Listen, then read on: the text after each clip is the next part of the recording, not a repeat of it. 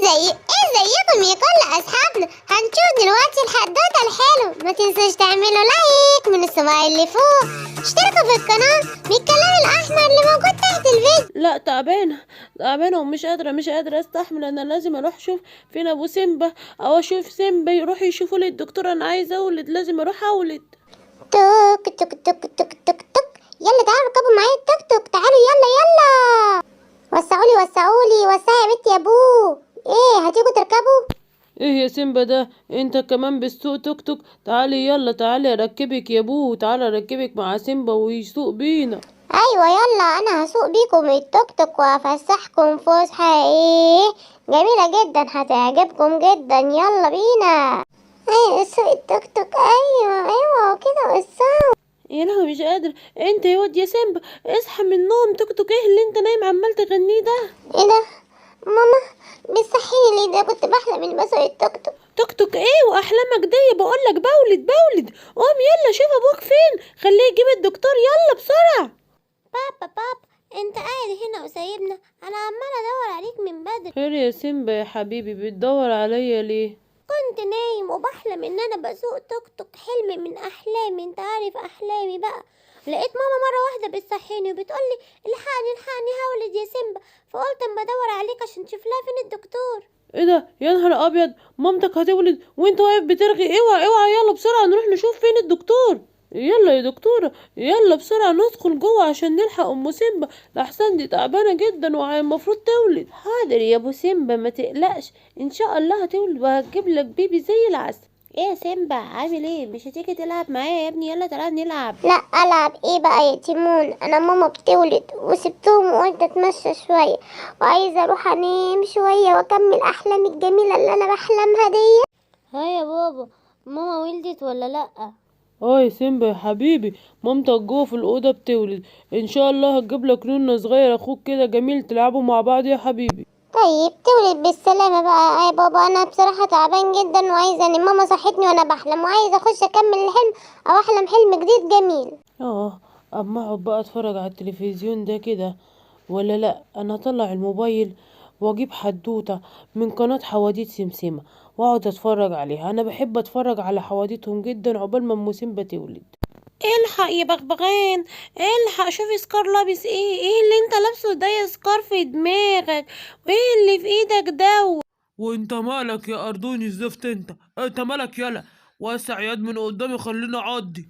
ايوه انا عرفت انت شكلك رايح فين. انت رايح عند المقبره، ها، بتاعت الفراعنه اللي ابو سيمبا قال محدش يروح عندها. انا حاسس ان انت رايح عندها يا سكار، كده غلط وما تعملش كده، اوعى تروح هناك. مالكش دعوه يلا، بقول لك اوعى من وشي. يا ابو سيمبا الحق.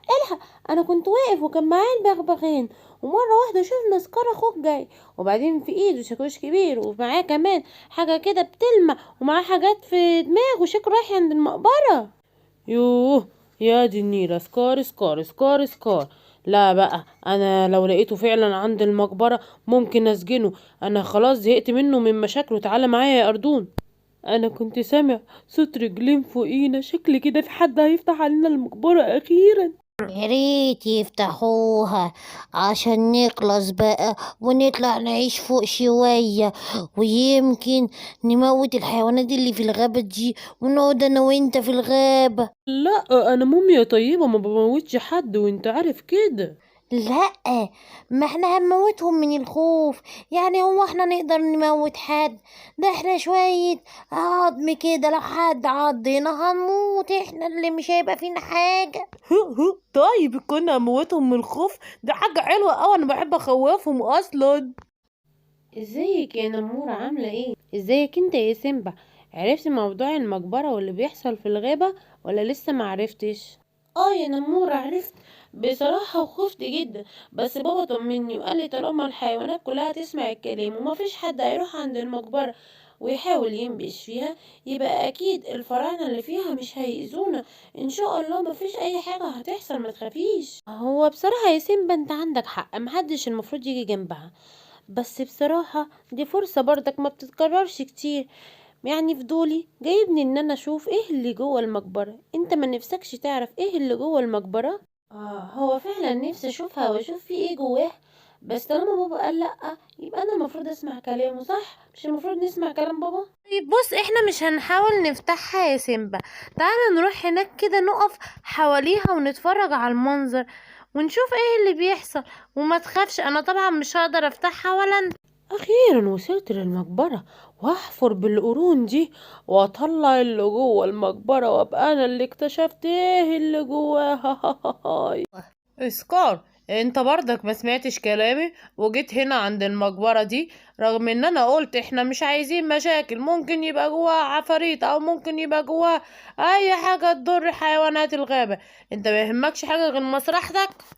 في ايه يا اخويا؟ اما لو ما كنتش اخويا انا ما كنتش هعمل حاجة. انا كنت جاي بس ابص على المقبرة من بعيد، ما كنتش ولا هحفر ولا هاجي جنبها ولا اي حاجة خالص. يا سلام، امال ايه اللي في ايدك ده وايه اللي في دماغك ده بقى؟ ايه اللي في ايدي واللي على دماغي؟ دول دول كنت هروح بيهم حفلة تنكرية. انت في ايه يعني؟ انا مش عارف انت بتعمل مشاكل كده ليه.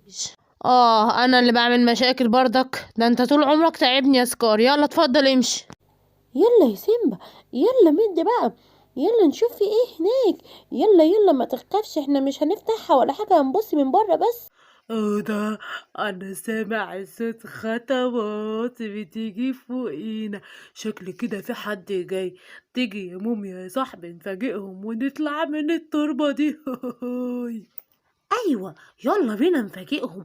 وكمان دي صوت خطوات صغيرة، يعني واضح ان هي حيوانات صغيرة. هيخافوا مننا. يلا نطلع. اديني سمعت كلامك وجيت اهو، والمكان عادي ما فيهوش حاجه. يلا نمشي بقى، يلا نمشي لحسن بابا لو عارف ان انا جه هنا. يا ابني ما تخافش بقى وقوي قلبك كده شويه. تعالى طيب نشوف ايه الزهره اللي هناك دي، او نلعب في التراب ده كده نشوف يعني هيحصل ايه. تعالى تعالى ما تخافش، تعالى يعني هيحصل ايه. لا لا لا لا، اوعى اوعى تعمل كده يا نمور. يا لهوي، ايه اللي بيحصل ده يا نمور؟ الحقني يا سيمبا، ايه دول؟ احنا الموميا يا حلوين. ها، احنا فينا من جري هنجيبكوا يعني هنجيبكوا. بص يا موميا يا صاحبي بيجروا، اصورهم وهما بيجروا. ايوه بيجروا مننا فعلا يا صاحبي. ايه يا بقورة يا اختي، عاملة ايه؟ بقولك ايه، سمعتي موضوع المومياوات اللي موجود في الغابة ده؟ ايه يا حبيبتي موضوع المقبرة اللي ابو سيمبا قايل محدش يجي جنبها دي؟ يا شيخة، مومياوات ايه؟ هو اكيد مفيش حاجة اسمها مومياوات. يعني ايه موميا دي اصلا يعني؟ ولا شكلها ايه؟ يا لهوي، بصي هناك كده يا فيلة. ايه ده؟ اجري يا فيلة اجري. نفسي اتقطع من الجري يا نمور. يا نهار ابيض، الحمد لله ان هم مشوا وبعدوا عننا. ايوه، وانا كمان مش قادر ومش قادر اجري تاني ومش عارف هنعمل ايه يعني. هنروح عند بابا. يلا بسرعة نروح عند بابا ملك الغابة، هو اللي يقدر يحل الموضوع ده. يلا بسرعة يا نمور عشان نلحق نحكي لبابا. بابا الحقنا بسرعة، الحقنا يا بابا. في ايه يا سيمبا؟ عملت ايه؟ ايه اللي حصل يا حبيبي؟ ايه اللي حصل يا نمور؟ بتجروا ليه؟ اسفين يا بابا، احنا رحنا ناحية المقبرة اللي انت قلت محدش يروح ناحيتها، وللأسف نمور لعب في التراب وطلع لنا موميا. طلعوا اتنين، واحد تخين واحد رفيع، جري ورانا وخوفونا جدا، واحنا مش لاقيين حل غير ان احنا نيجي نحكي لك. يا دي المصايب اللي بتتحدف على دماغي. طيب هروح اشوف فين الموميا دي، وها يا ترى هقدر اعمل ايه معاهم. اقف عندك يا موميا انت وهو، اوعى تفكري اني بخاف. انا ملك الغابة دي كلها وما بخافش. اللي طلعكم المقبرة بتاعتكم طالما ما حدش نبش في القبر بتاعكم. ها، ده نمور بس كان بيلعب في التراب. ايه بقى اللي طلعكم؟ اصل احنا بصراحة بنحب الهزار واللعب، فقلنا نطلع نهزر معاكم. يا ملك الغابة، اقول لك على حاجة. ملك الغابة عايز ترجعنا المقبرة، امسكنا. لو انت جدع يلا يا صاحبي نجري، ولو هو شاطر يمسكنا.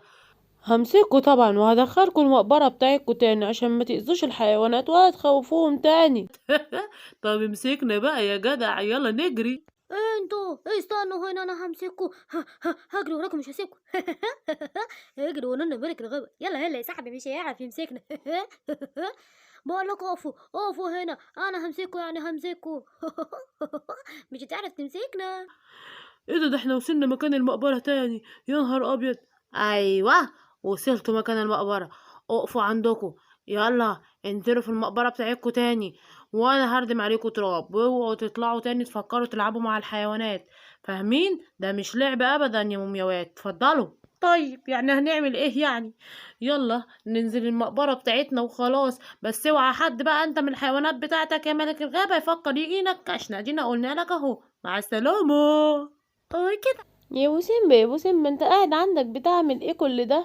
كنت بتسلى بتفرج على الموبايل كده على حدوتة من حواديت سمسمة. ايه في ايه يا دكتورة، هي ولدت ولا ايه؟ ايوه مبروك يا ابو سيمبا، جالك ولد تاني زي القمر، شبه سيمبا زي القمر. هتسميه ايه بقى؟ يا الحمد لله يا رب، هسميه شبل. شكرا ليكي يا دكتورة جدا. توك توك ترى انت نفسي اجيب له موتور. ايه سيمبا ده، انت بتحلم وانت نايم؟ موتور ايه يا حبيبي؟ قوم، مامتك ولدت وجابت ولد زي القمر وهنسميه شبل. طيب يا بابا حاضر هقوم، كل شويه تصحوني من النوم، انا عايزه انام بقى. الله، ده البيبي امور قوي يا ماما وجميل. انا مبسوط قوي ان انت جبتي لي بيبي. ممكن بقى تسيبولي معاه في الاوضه وانا هحكي له حكايه جميله من الحكايات اللي كنت بتفرج عليها من حواديت سمسمه؟ ايوه بجد ده بيبي جميل قوي يا ام سيمبا.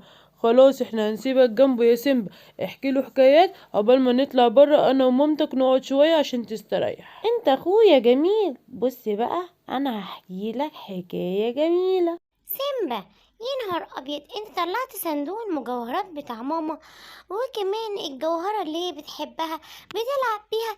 ازاي كده؟ ما ينفعش نلعب بالمجوهرات بتاعت ماما. يا ستي عادي بقى، ما هي ماما وبابا مش هنا ومحدش واخد باله. انا مش عارفه انت مكبره الموضوع ليه. طب بقولك تيجي نسيبنا من الحاجات دي كلها ونطلع نلعب كوره مع اصحابنا. انا عايزه العب كوره صحيح، بس خايفه بابا وماما يزعلوا يا سيمبا. هما قالوا لنا خلوكوا في البيت.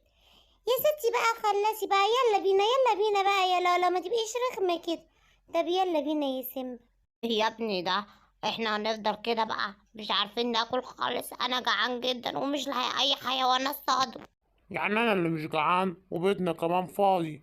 عايز اقول لك ده مفيش في بيتنا لقمة حاف ناكلها. لا يا عم، اكيد ماما جابت اكل. تعالى بس يلا نروح، يا عم تعالى نروح ونشوف. يلا بقى يا لالا، يلا بينا، يلا بسرعة بسرعة نروح قبل ما بابا وماما يرجعوا. يا سيمبا انا خايفة بابا وماما يزعلوا.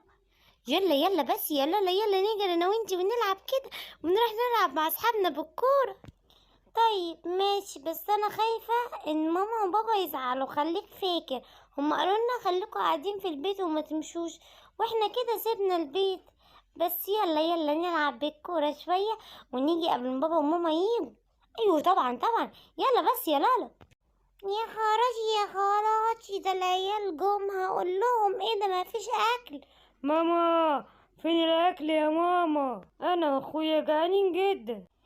لا يا اخويا، ما هو مفيش اكل، ما انا ما اصطدتش وانتوا ما اصطدتوش وابوكوا ما اصطادش، يبقى البيت هيبقى فيه اكل منين؟ وكمان مفيش فلوس نشتري اكل. شوفوا بقى اتصرفوا، هاتوا اكل من اي مكان، ولا تصطادوا ولا تسرقوا حتى، شوفوا هتعملوا ايه، انا ماليش دعوه بيكم. بص بقى، ايه، بيت الاسد اهو فاضي، ولا الاسد موجود ولا عياله موجودين، انا لسه شايفهم خارجين. ايوه طيب انت عايز ايه طيب من بيت الاسد؟ انا مش فاهم. يوه، هتفضل طول عمرك غبي كده؟ عايزين اكل يعني، عايزين ايه؟ هو ايه اكتر بيت اكيد هيبقى فيه اكل وفيه كل حاجة، وحتى لو فيش اكل فيه فلوس. هو بيت الاسد، ودي فرصة ان مفيش حد جوه البيت، نخش انا وانت نسحب كده بسرعة، نجيب الاكل من جوه، ولا من شيف ولا من ديري. لا يا اخويا انا بخاف. بص خش انت ماشي يا اخويا، اقف لي انت هنا وانا هدخل انا وهطلع بسرعة مش هتأخر. ايه ده؟ الله، ده صندوق جواهر. يا لهوي، اللي انا شايفه بعيني ده حقيقة، ده مقرب منه. يا ابو سيمبا انت ومراتك، بص بيكوا ايه كل الجواهر دي. طب انا اخد جوهرة واحدة وامشي، ولا اخد الصندوق كله؟ لا، هناخد الصندوق كله، ما فيش حد ومحدش هيعرف مين اللي خده. ده تقيل قوي. يا ابو سيمبا، رجعتني لايام زمان بالفسحه بتاعت البحر دي. يا سلام لو تاخدني كل فتره كده ونتفسح فسحه جميله زي دي، بس المره الجايه نجيب معانا لالا سيمبا. ايوه طبعا، هاخدك تاني ما تقلقيش. وفعلا المرة الجاية لازم نجيب معانا لالا وسيمبا. يلا بس عشان احنا اكيد اتأخرنا كده على الولاد.